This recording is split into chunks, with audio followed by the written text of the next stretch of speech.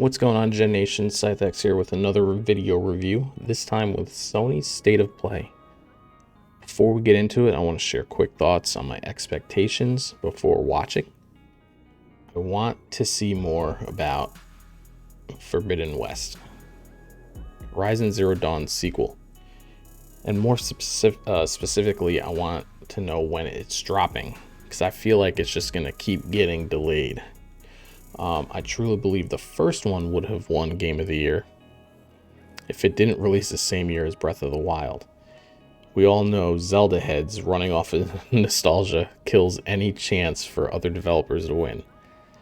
So the more this gets delayed and the closer it gets to Breath of the Wild releasing, kills any chance at a possible Game of the Year. It'll get nominated, I have no doubt, but it won't win as long as Zelda's out there. I also, like most people, really want to see more about God of War Ragnarok. After that tease during a previous State of Play, we only got a pic of the symbol. I'm dying to know more about this game, as it is covering, in my opinion, the best storyline for Thor. But more specifically, we are going to have to fight the God of Thunder. I can't wait. Just give us more info on this game. Cory Barlog keeps tweeting and responding on Twitter more than usual, which gives us all hope we would see something during the State of Play. I mean, it was a big time tease, but as you all know from watching, we didn't get it. So with that out of the way, let's get into what we actually saw. Crash Bandicoot 4. This is coming to PS5. It was originally released on PS4. The game was a blast growing up on OG PlayStations. I have yet to try the remasters that came out, or even the new one, quote unquote new one. It does look good in 4K 60 frames. I'm not gonna lie. However, I don't know, unless it's severely or heavily discounted, I should say, or possibly free during PS Plus. I don't know if it's something I'm gonna pick up. The PS4 version will upgrade to the PS5, and it comes out March 12th. Now, Returnal. This game I'm actually interested in checking out. This story, for some reason, is intriguing to me. The fact that you're traveling in space, and I'm a sucker with space. That's why I love Star Wars so much. Destiny and things like that. But this game, they really showed us some new footage, and it looks good. And they also showed us some gameplay finally. The graphics look good. Your character moves very quickly, but this is due to constantly needing to dodge enemy fire. Because what they showed us is your enemies are just bombarding you with bullets or whatever they're shooting at you, and you're just constantly dodging. It looks like you're just going to be parrying and dodging all day, and popping shots here and there when you can. Interesting note, if you die, the world will change slightly on respawn. Now, what that means is you get a different experience every time you revive. So there's no more like repetition, no more memorizing movement patterns. Every time you spawn, you're gonna have to refigure out the map or the path to get to the end. And the game drops April 30th. I'm extremely excited for this one, and I can't wait to jump on it. Next, we have a banger. Knockout City. Yeah, I previously went over this game during the Nintendo Direct BS show we got.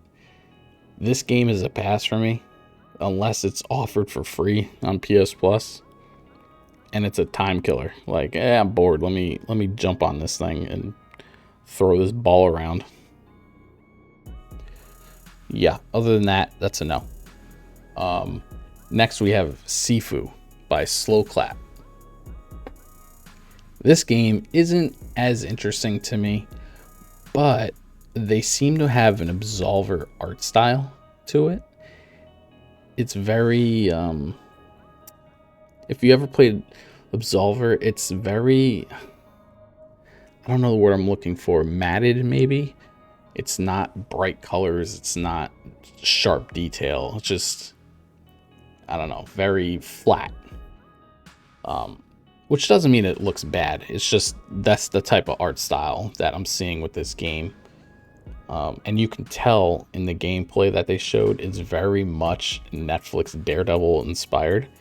The fighting is very cool, and the footage they showed was a hallway fight scene, which was basically like Daredevil's, one-shot hallway fight that got, a lot of press, a lot of accolades for being very well done, and that's kind of what they showed us in the gameplay. We don't get too much detail on what the story would be. Like I said, the fighting seemed kind of cool. This game comes out in 2021. I don't think we got a direct date, but it is coming out this year, so look out for that if you're interested. Next we have Solar Ash. This game looks pretty wild visually. It very much looks similar to Journey. I don't know if you've ever seen Journey or played it, but it's very visually appealing. It's like, in a sense, calming the way it looks and the way it feels. You don't really feel too much pressure playing Journey. You just kind of, hanging out, chilling, playing the game, no worries. And that's kind of how I see this game, with the only exception of there are enemies you have to fight to save your planet, because that's your objective. You're trying to save your planet. As cool as it might look, I don't know if I'm that interested in it. We'll have to see, but this drops sometime in 2020. Next we have Security Breach. You're a bunny mask playing in a ball pit. Yeah. That's a hard pass. Oddworld. Oddworld is a game I literally have zero interest in. And what the most interesting thing to me was when they showed the title of the game, the art style was very, very Star Wars looking. And it was to the point where I'm like, are they gonna get copyrighted? That's like it's super Star Warsy. I never played the old ones, so I never got the hype for it. I don't plan on playing the new ones. However, after the state of play, they did announce this game might be free in April. The game drops April 6th.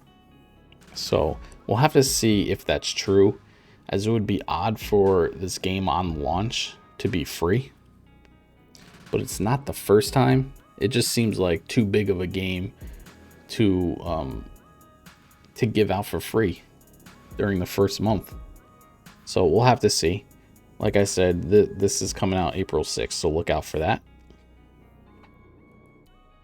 The next game, let me tell you, going into the state of play, I had zero, and I mean zero, interest in playing Kenna. After the state of play, I can say this game actually looks fantastic. I don't know how the story will match up, but from the cutscenes we saw, the gameplay shown, it looked awesome. It looked fun.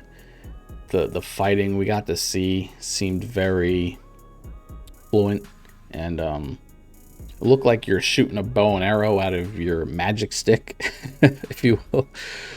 I don't really know, but what I assume, this game's going to be open world-ish, and if that's true, it looked great. It looked incredible. You can really see the power of the PS5 in this game, and I'm not just saying that. Yeah, it's cartoony, but it looked incredible to me. A lot of detail. Yeah, I mean, it really shows off the PlayStation 5. And this game comes out August 24th. Like I said, I'm super like 180 about this game, and I will be checking it out at some point. Now the next game, I don't know what to make of this game.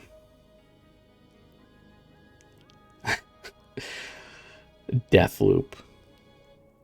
Like this is a game I'm cautiously curious about, I should say.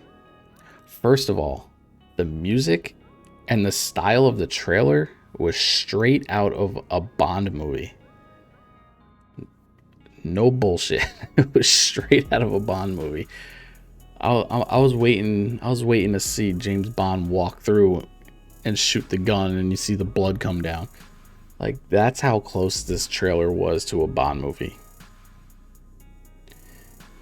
And honestly, it worked. It was like a perfect choice. It worked for this trailer. This isn't the best looking game coming out, but something about it just seems fun to me. The deaths seem crazy. The first person shooter aspect with hand-to-hand combat and switching to gunplay seems very seamless. This may be something I check out in the future. Like I said, I'm kind of curious. I'm very curious about it, but at the same time, I don't know. Is it something where, you know, it's like murder, and that's all you're doing, and it's kind of boring? We don't know anything about the story really, and why you're looping back so much. But like I said, I'm curious.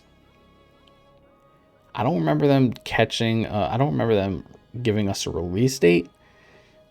So I'm not 100% sure when this thing is dropping. But like I said, it's not the best looking, but it looks like something that could be very fun. So look out for that. Like I said, no release date. We'll get to it.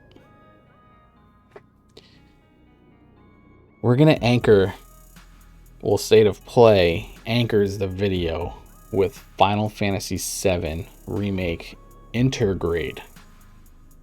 Now I'm assuming they're calling it an episode or a couple episodes added to the remake. Basically DLCs. What I will say is the original on PlayStation was incredible. It honestly was one of the best games on the OG PlayStation. And honestly, the story kind of stands like the time. Like it's still to this day one of the better stories made for PlayStation. It's not something I could ever go back and play though. It was a turn-based game, And those games are just not fun to me anymore. I can't mess with turn-based. That's why I kind of stay away from Final Fantasy nowadays. But the remake last year featured, I guess, I don't even know what you would call it, a free mode, which allowed you to actually control your character in fights instead of, you know, selecting attack, watching the animation, and then selecting attack on your next character, watching the animation, you know. This looks like you actually control the character. You're moving the character, you're swinging, fighting, whatever. So that intrigues me because it makes me want to go back and revisit this story. And from what I'm hearing, it's an altered story. So there's new things, a lot of new things to it. It's not a carbon copy of the old game. So that's intriguing. So this is something I would revisit in a later time. I'll definitely play this. I haven't played it yet, but it's on the radar. As most fans went crazy over this game, like I said last year, it was nominated for Game of the Year. Now the problem it ran into was it went up against the powerhouse of The Last of Us 2. And some might argue it should have won. I completely disagree because The Last of Us 2 was a masterpiece. It was a complete masterpiece. So, with that being said, the high praise it got definitely intrigues me to revisit this game and see what the fuss is about. Now, as far as the DLC, it looked great. They added new characters and story, and that's what I guess they're calling the new episodes.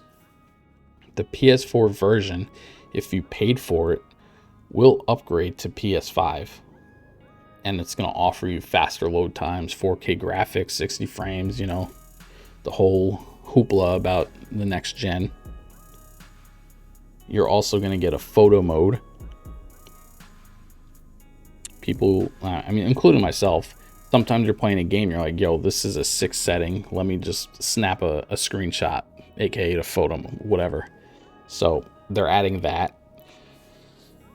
Now, here's where it's interesting. It gets interesting. The game itself, the PS4 version of the game,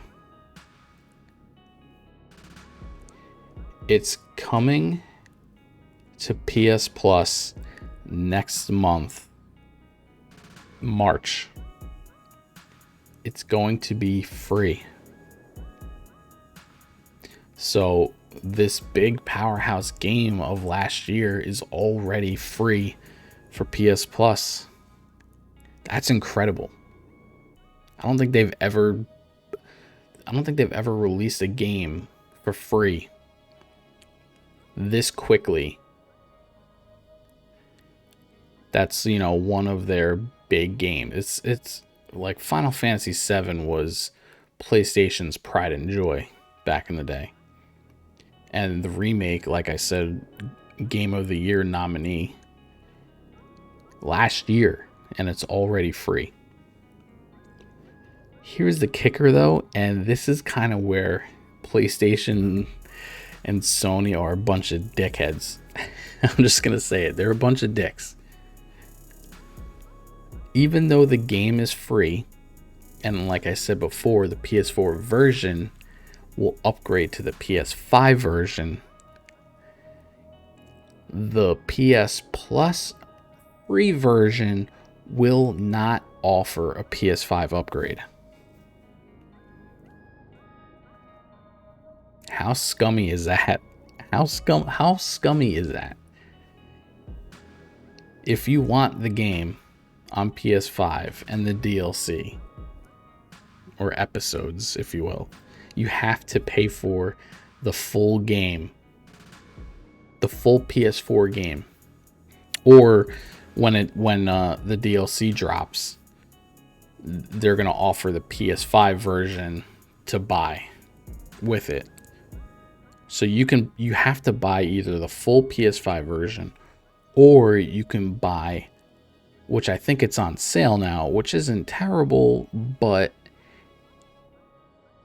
why do you want to spend $30 on the PS4 version when literally tomorrow it's going to be free with PS Plus?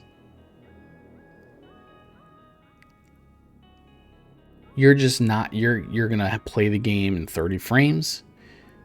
It's, you know, it's not going to be optimized the best it can. It's literally the PS4 version, and you're getting scummed out of the free, or you're getting scummed out of the upgrade. It's such a dick move by Sony. It's forcing you to, if you really want the full power of the PS5, it's forcing you to pay for the game. In some places, full price, but I think it's a sale right now for $30. And they're just teasing you by saying, hey, the game's free next month. Play it if you want. But if you want this fire PS5 version, though, show us the cash. Show us the cash. And then once you upgrade to the PS5 version, then you can download the new episodes with the new characters and story and whatever. I don't know, man. It's such a dick move. It's smart. It's honestly smart business-wise, but it is such a dick move. I'm not sure if it's something I would do. And that I'm talking about buying it for the PS5 version. But I do want to play the game. So, because it's free next month, or tomorrow, well, not, you know, tomorrow's March, but it comes out Tuesday. The first Tuesday of every month is when the games drop. Free is free. So I might just play the PS4 version, get through the story, call it a day, and not even care about the new episodes and how it is on a PS5.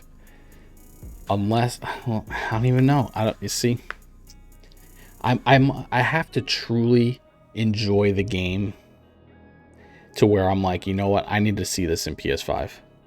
And then I can go from there. I don't know. We'll see. The DLC and the PS5 version drops June 6th. So if you're interested in that, I would say buy the PS4 version now while it's on sale. Or just play the free version, call it a day. Just be careful. The free version will not upgrade.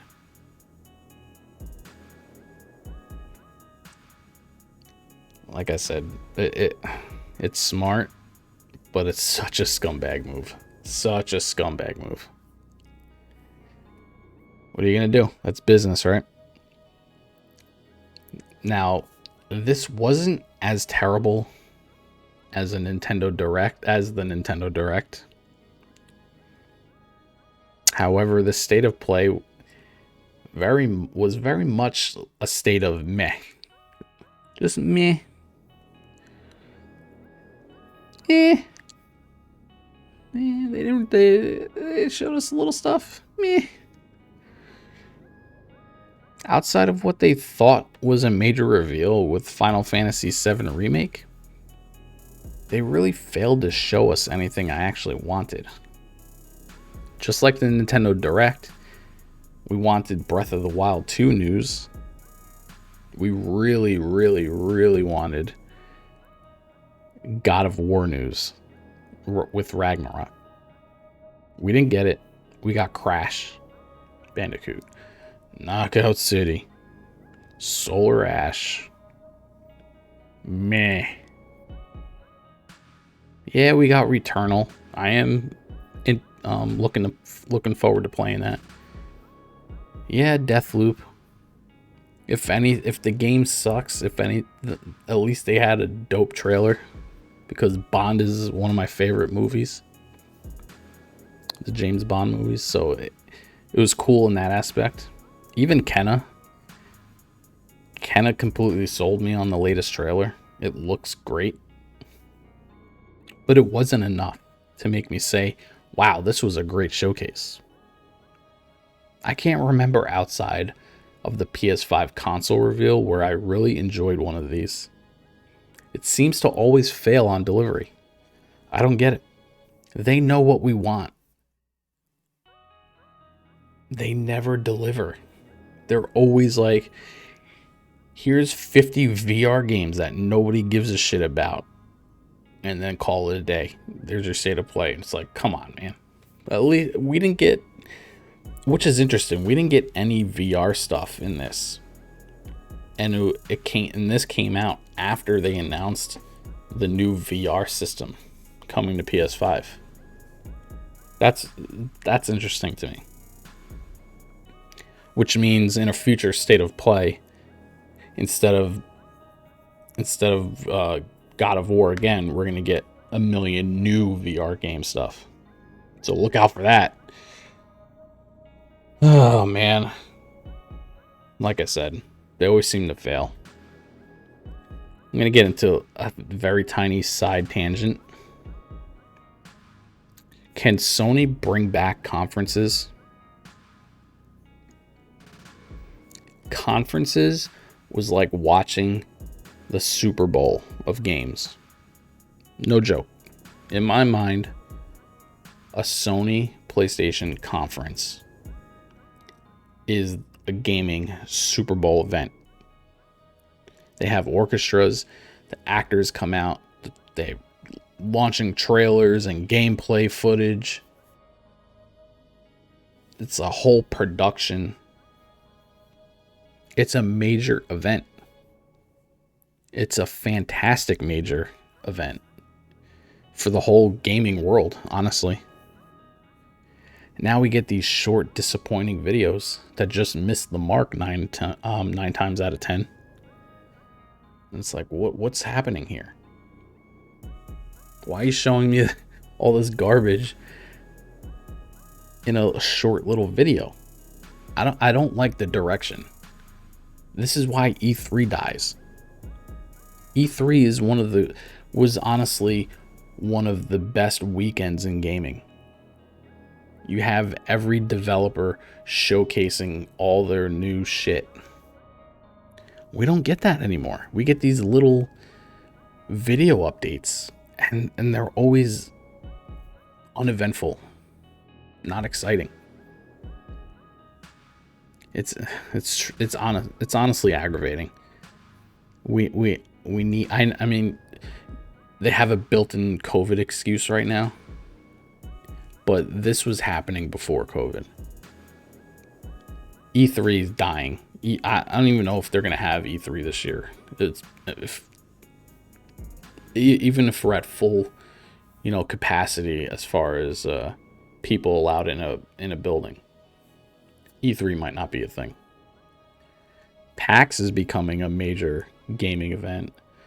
Even like Comic-Con. Comic-Con has a lot of gaming stuff. But E3 it's dying because these companies don't want to do these conferences anymore. Xbox always shows up. They always put on, a good show. They don't always give you good information or show you anything good, but the production level of the conference is always awesome. And at least they're trying.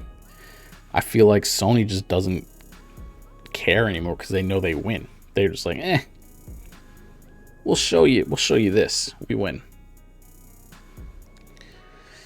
I don't know. With that being said, sorry, little tangent. I just really like the conferences. But like I said, it's kind of a dying thing. But anyways, with that being said, I would probably give this State of Meh a 5 out of 10. Not quite a dumpster. I wouldn't call it trash. It wasn't good though. It was just meh. Like honestly, it was very mid. Nintendo Direct, that was complete trash. complete trash. This, it